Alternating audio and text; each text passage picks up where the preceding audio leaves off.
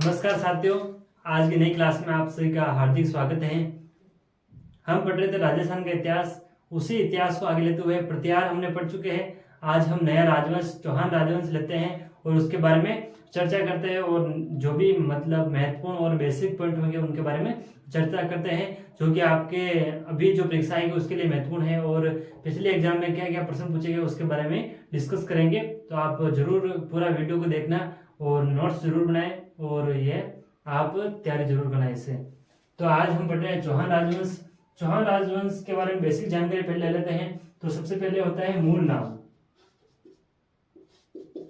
इन चौहानों का शुरुआत में क्या नाम था, उसके बाद में चौहान कैसे पड़ा, तो इसके बारे में देखते हैं। तो मूल नाम क्या था इनका?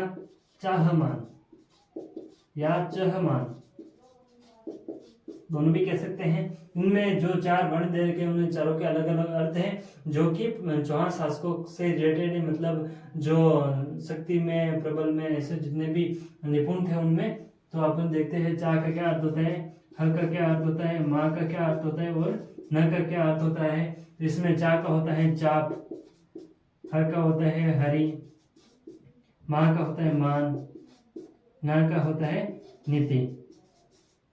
तो ये मतलब इनका अर्थ कैसे स्पष्ट करें? तो सबसे पहले है चा। चा का होता है चाप, मतलब वह शासक जो धनुर्विद्या में निपुण है। जब हम आगे चौहान शासक पढ़ेंगे तो उसमें पृथ्वीराज आएगा, वो मतलब धनुर्विद्या में ज्यादा निपुण थे, शब्द वेदी बाण चला लेते थे, तो उनके लिए ये शब्द काम में आया है कि चाप, जो धनुर्विद्या में निपुण हो। दूसरा है हरि। हरि का क्या अर्थ होता है? वह शासक जो ईश्वर में वो आस्तिक है या मतलब धर्म में विश्वास रखते हैं, तो उसका हो जाता है हरि, जो ईश्वर में विश्वास रखते हैं। तीसरा है मान। मान का होता है मान। मान का क्या होता है? जो भी अतिथि आते हैं उनका सत्कार करना, या उनको बाहरी जो वो होते हैं विद्रोही, उनको अपने राज्य में शरण देना, तो मतलब उसका हो जाता है मान। मतलब जब हमीर के बारे में कहा जाता है कि वो कहबरून वो मोहम्मद शाह जब आते हैं तो उनको शरण दे देता और कहते हैं कि सिंह सुवन सदपुरुष वचन कदली फलेन एक बार, तिरिया तेल हमीर हट चढ़ेन दूजी बार। तो ये हमीर के लिए कहा गया है और हरि का जिनका भी ये है, ये शासकों के रिलेटेड इनको लिया गया है। न का होता है नीति। नीति मतलब जो भी शासक अपने नीति सिद्धांत और योजना के अनुसार काम करता हो, शासन करता हो, तो वो होता है नीति। तो ये नीति के आधार पर मतलब इन चारों शब्द जो भी निपुण होता है वो एक समृद्ध और बलपूर्वक अपना शासन स्थापित कर सकता है। उसका नाम मूल नाम था चाहमान। चाहमान का यह अर्थ होता है, चा का होता है चाप, ह का होता है हरि, माँ का होता है मान और न का होता है नीति। ये ह वाला पूछा गया है पिछली बार सेकंड ग्रेड या कुछ कंपटीशन एग्जाम हुआ था उसमें पूछा गया है, तो ध्यान रखना आने वाले परीक्षा में इनका पूछा जाता है। मतलब लैंग्वेज को समझना है परीक्षा में। ह कहा जाता है हरि, ये हरिवान नहीं लिखा हो और ईश्वर से संबंधित ऐसा कुछ लिखा हो तो भी आप लोगों को ध्यान रखना है। चाप का होता है मतलब जो अस्त्र शस्त्र में ज्यादा निपुण हो। ये नहीं ठेका नहीं ले रखा है कि चाप ही दे, जरूरी थोड़ी है, परीक्षा में लैंग्वेज के अनुसार इनको उत्तर माने जाते हैं। तो ये हो जाएगा इनका मूल नाम। और इसका अगला टॉपिक है उत्पत्ति।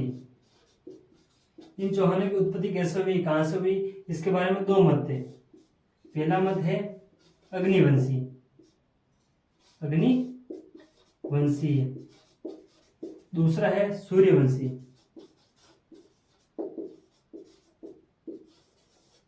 तो ये अग्निवंशी कौन कौन मानते हैं, सूर्यवंशी कौन कौन मानते हैं, इसके बारे में देखते हैं। इसमें पहला है चंद्रप्रदायी।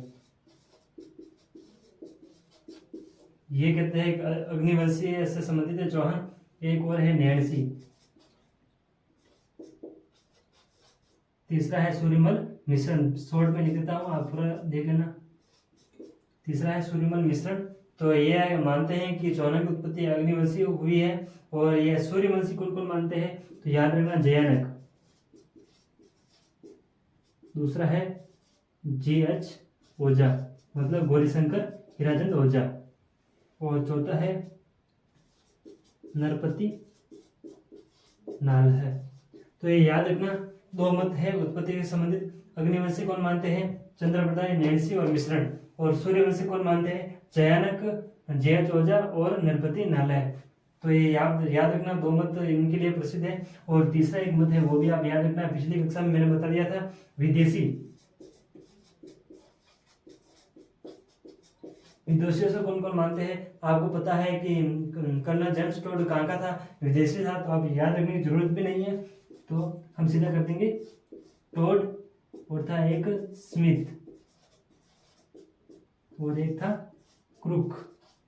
ये सभी ज्यादातर विदेशी हैं, तो आपको विदेशी से विदेशी वो आपने पहले ही बता चुके हैं, तो ये याद रखना। विदेशी से कौन मानते हैं? तो टोड, स्मिथ और क्रुक। तो ये है उत्पत्ति से संबंधित मत। इनके बारे में आगे देखते हैं कि कौन कौन सी शिलालेखों में इनका उल्लेख हुआ है चौहानों का, उनके बारे में क्या क्या मत दिए गए हैं। तो दो शिलालेख देखते हैं।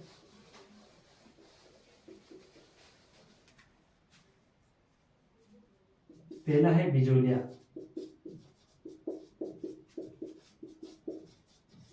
बिजोलिया अभिलेख, इसमें क्या क्या कहा गया है चौहानों के बारे में? तो ये याद रखना, ये जो अभिलेख है उसमें चौहानों की उत्पत्ति ब्राह्मणों से मानी गई है, ब्राह्मणों से। और इसमें एक गोत्र भी बताई है, उसका नाम है वत्स गोत्रीय ब्राह्मण। ये मतलब ब्राह्मण की गोत्र होती है।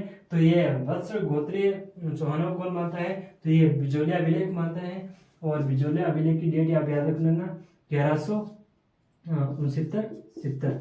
ये अधिकतर एग्जामों में पूछा जाता है कि वो असंगत वाला क्वेश्चन पूछा जाता है, तो उसमें पूछ लेते हैं कि ये बिजोलिया अभिलेख कहाँ है, तो ये भीलवाड़ा में हो जाएगा। और ये तर्क से संबंधित प्रश्न पूछे जाते हैं कि वत्स गोत्रीय ब्राह्मण चौहानों की उत्पत्ति कौन मानता है? तो बिजोलिया शिलालेख अभिलेख ये हो जाएगा। ये इनकी तिथि आप याद रख लेना, एक तो ये हो जाएगा। एक दूसरा है सुंदा माता अभिलेख, इसकी डेट आप याद रखना 1262। ये मानता है कि वशिष्ठ मुनि हुए थे, विशिष्ट मुनि की आंखों से। कौन से अभिलेख में चौहानों की उत्पत्ति आंखों से मानी गई है? तो वह है सुंदा माता अभिलेख। ये सुंदा माता अभिलेख जालोर में स्थित है। एक और है सेवाड़ी। सेवाड़ी अभिलेख में चौहानों की उत्पत्ति इंद्र से मानी गई, तो ये याद रख लेना। ज्यादातर तो ये पूछा जाता है, उसके बाद ज्यादा याद रखो तो ये दोनों और याद रख सकते हैं। सेवाड़ी पाली में है और ये इंद्र से इनकी उत्पत्ति मानते हैं, तो याद करना और ध्यान रखना इनको। सबसे मोस्ट है बिजोलिया अभिलेख, इसमें चौहानों की उत्पत्ति किससे मानी गई है? तो वत्स गोत्रीय ब्राह्मण हो जाएगा उसमें।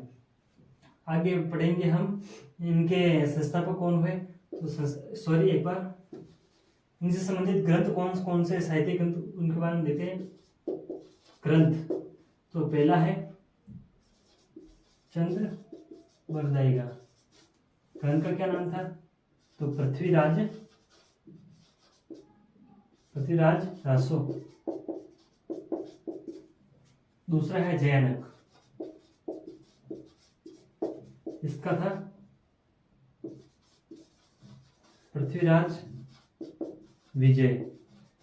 इनमें बच्चों को कंफ्यूजन रहता है कि पृथ्वीराज रासो किसने लिखा था और विजय किसने लिखा था। तो ये जयानक पृथ्वीराज विजय के रचनाकार है और ये पृथ्वीराज रासो के चंद्रप्रदायी है, तो ये याद रखना। अब दूसरा है नरपति नालह, इसका है बिसलदेव रासो। यह भी अभी एग्जाम में पूछा गया था। अगला है अगला कौन सा है? मोस्ट तो ये है, याद रखना क्योंकि ये शासकों के बारे में जानकारी उपलब्ध कराता है। जैनक भी चौहानों के रिलेटेड है, तो इसको भी आप याद रखना। अगला है पदम कानड़ देव, कानड़ देवगा। इसने दो किताबें लिखी हैं, एक तो पद्मनाभ नहीं मतलब सॉरी पद्मनाभ, इसने दो किताब लिखे, एक तो कानड़ देव प्रथम प्रबंध और दूसरी है विरमदेव सुंदराई की कहानी। तो मतलब ये याद रखना, कान्हड़ देव प्रबंध ये मोस्ट है, और विरमदेव सुंदराई की कहानी वो भी आपको ध्यान रखनी। इसमें ये हो जाएगा पद्मनाभ। एक और है हमीर रासो चौधराज,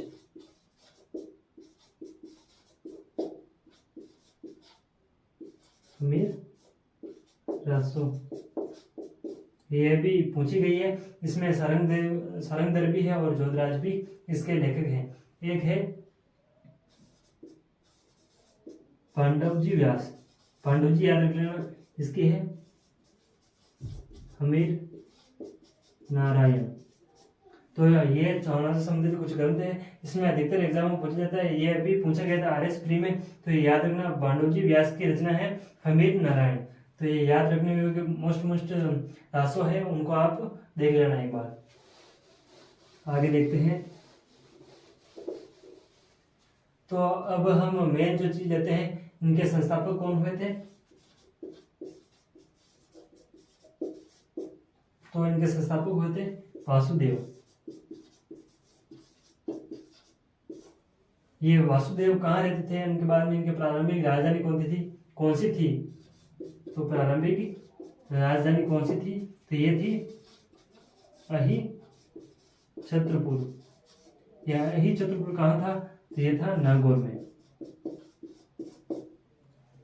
तो ये आदमी वासुदेव चौहान जो भी थे, यह इनकी प्रारंभिक राजधानी अहि छत्रपुर थी। यह अहि छत्रपुर से एक स्थान पड़ता है जिसमें मतलब 551 ईस्वी में ये यहाँ आते हैं और इनके आसपास 1.25 लाख गांवों को अपने अधिकार में ले लेते हैं और इन पर फिर वो बोलते हैं कि यहाँ हमारे आने वाले पूर्वज यहाँ शासन करेंगे।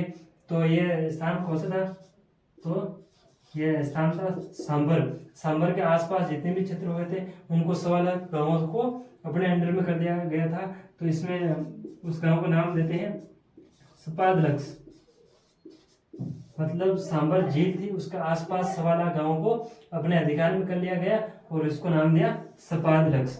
ये कब गया था? तो ये 551 ईसा पूर्व में किया गया था। किसके द्वारा? वासुदेव के द्वारा इन पर अधिकार कर लिया गया था। इन्हें ये प्रारंभिक राजधानी नागौर थी। नागौर से सीधे आगे सपादलक्स सांबर, इसको हम शाकंभरी भी कहते हैं।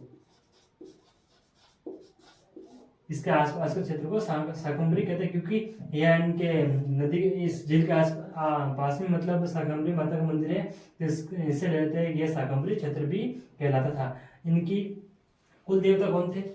यहाँ लिखता हूं।